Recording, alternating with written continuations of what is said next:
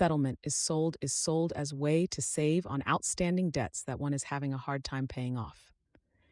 And before I get into all the details as to why debt settlement is not what it is sold to be, I want to comment a bit on debt and the economic system. Paying off one's debts is seen as being responsible, the right thing to do, and in some circles, particular conservative and religious circles, as a moral obligation. The sentiment is that you choose to borrow the money under those terms. Therefore, you should keep your word and do so. You have a moral obligation to do so, and not doing so is wrong. Taking the route of bankruptcy is seen as the easy way out, as dodging your responsibly and not really morally acceptable.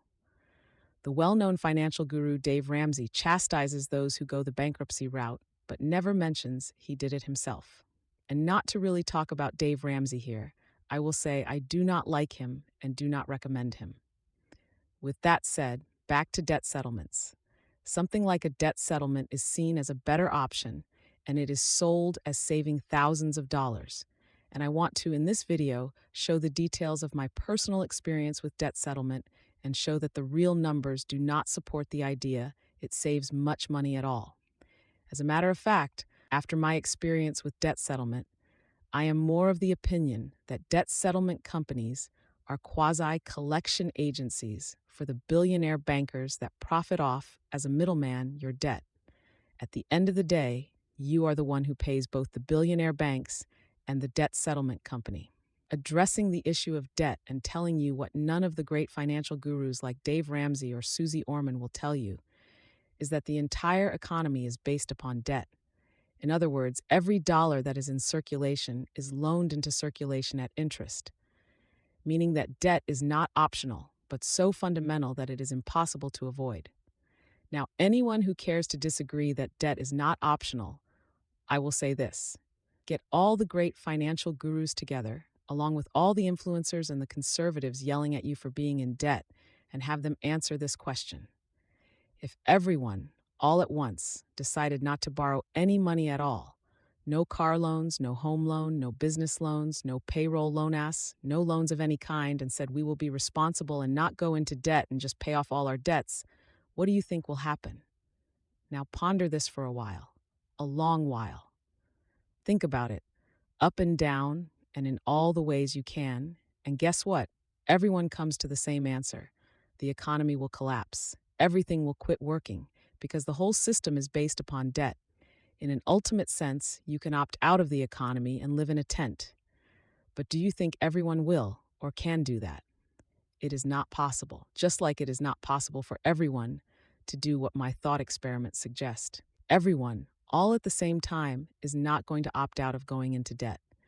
Just think what would happen to car dealers and the real estate market if no one could borrow money to buy a car or a home.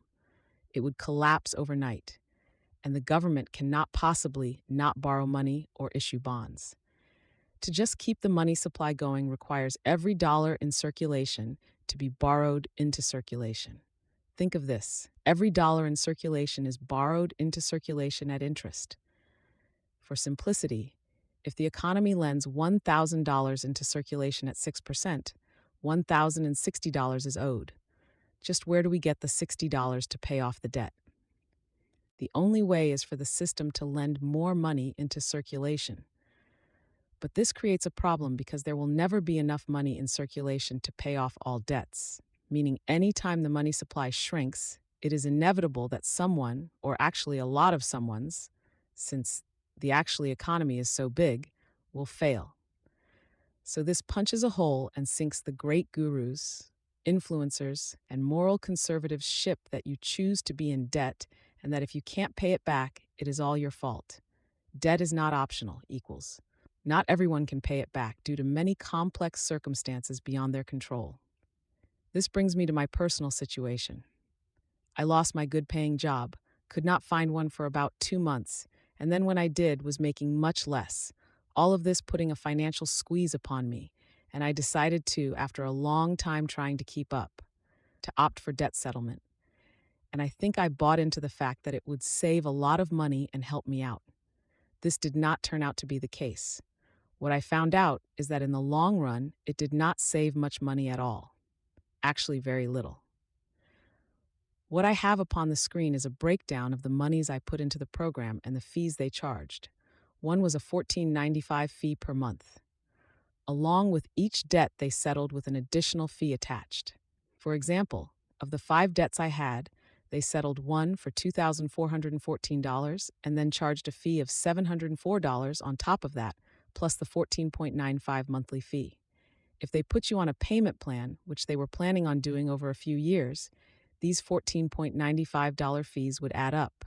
AmeriCorps debt settlement. The totals below on the first line is the total amount I put into the system. The second line is the fees paid for 3 accounts out of 5. The third line is the amount settled for. So when you subtract the $12,253 from the other 2 lines, you end up with about $8,093. They say I saved $1,652, but they failed to subtract the fees I paid, making it look like I saved more, when in reality, I saved only $483. Total amount paid in $12,253.01, minus fees paid $1,169.72, minus accounts paid $2,989.56, or broke, equals amount left over to pay off remaining debts, $8,093.73. Amount they say I saved with their debt negotiation is $1,652.71. So subtract the negotiation fees and the amount of the actual savings is $482.99. Since the banks have now lobbied lawmakers, they can send the amount saved as income during tax time, thereby forcing you to pay taxes on the savings as income, which is about 20%. So I had to pay taxes on $1,170, and 20% of that is about $234. And subtract that from $483 and we get $249 in savings. Something, but not really that much overall, almost breaking even. The $8,093.73 is the account balance that will be used to settle another $15,000 in debt. So if they settle for half, then it would be about $7,500 minus fees, and of course the remaining $7,500 I would be taxed on, which is about another $1,500 I will have to pay in taxes at the end of next year, and minus any additional fees they charge, which I think will be about another few $1,000s. They wanted to drag these 2 debt out over 24 months, which would incur lots of fees, so I opted out and settled myself for $6,000, which sounds like less than they said they could, which was about 50% plus their fees. I saved by opting out and getting my $8,000 back, settling for $6,000 and keeping $2,000 for myself. So far, I have only saved $234 with debt negotiation. Not much considering it all. And if you add on all the month's fees, I save even less, as they tend to drag it out 24 to 48 months with monthly payments to your creditors.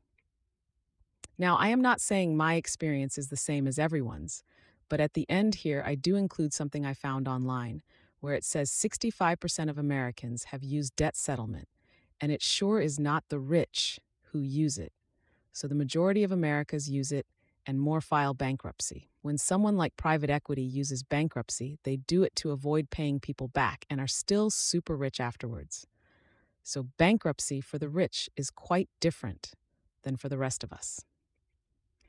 Anyway, we can see after the settlements are made, for 50 to 60%, there is about another average fee of 22 to 25% tacked on, plus other fees not listed. And of course, no one is talking about the taxes we have to pay on the amount forgiven, leaving most where I am.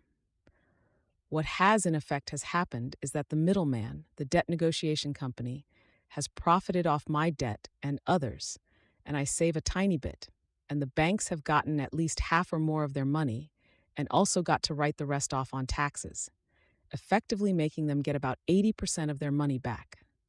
And one other factor that is not accounted for in all of this is that if the banks charged interest and fees, which they did, then they got 90% or more of their money back, and I got to pay taxes on those fees and interest I never benefited from.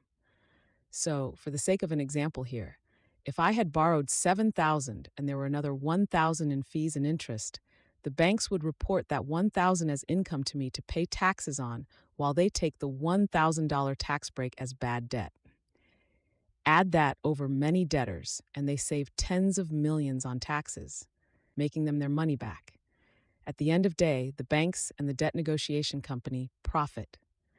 And keep in mind, debt is not optional for most people, and you pay. And we are sold on all of this as a great way to get out of debt. In the meantime, my credit is terrible due to the fact that the negotiations have been dragged out over the last 9 months and will continue to be dragged out, increasing my bad credit for however long they take. I feel like it is rigged game, where the banks and debt negotiation companies are really behind the scenes working together to profit off the debts of the people that have no option but to go into debt. To finish her, I found this interesting AI summary on a practice the banks attempted.